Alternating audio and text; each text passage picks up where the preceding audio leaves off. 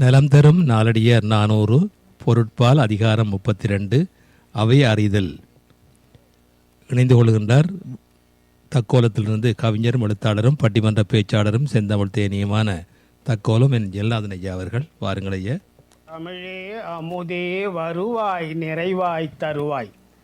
உலகெங்கும் உள்ள தமிழ் உறவுகளுக்கும் ஜெர்மனி தமிழருவி வானொலிக்கும் நேயர்களுக்கும் திரு நைனை விஜயன் அவர்களுக்கும் திருமதி சசிகலா நைனை விஜயன் அவர்களுக்கும் மற்றுமுள்ள அனைவருக்கும் என் வணக்கம். நலந்தரும் நாளடியார் 400 எனும் தலைப்பில் இயற்றியவர்களை பணிந்து என்னுள் பதிந்தவர்களை வழங்குகிறேன். தக்கோலம் என் ஜெலநாதன், உத்திரமேரூர், தமிழ்நாடு.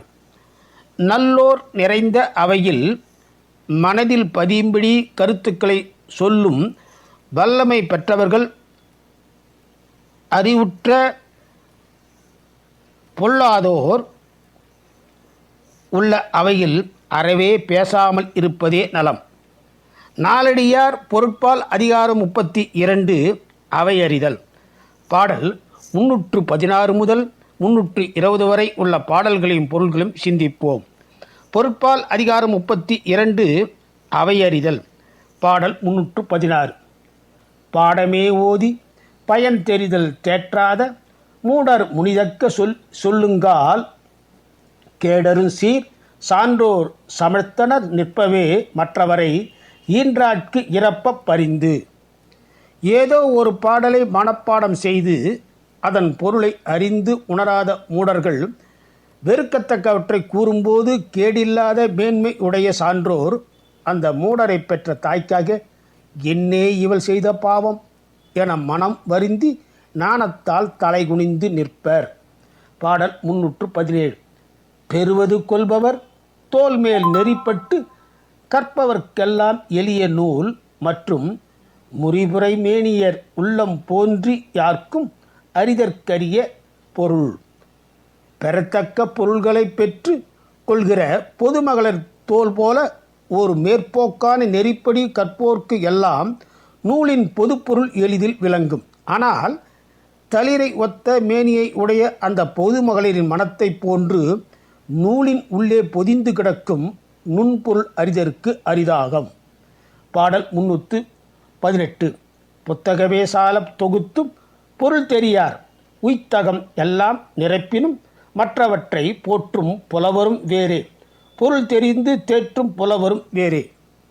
புத்தகங்களை மிகுதியாக சேர்த்து அவற்றின் பொருள் அறியாதவராக கொண்டு வந்து வீடெல்லாம் நிறைந்து வைத்தாலும் அப்புலவர்கள் வேறு. அவற்றின் பொருளை தெரிந்து மற்றவர்க்கும் தெரிவிக்கின்ற புலவர்கள் வேறு.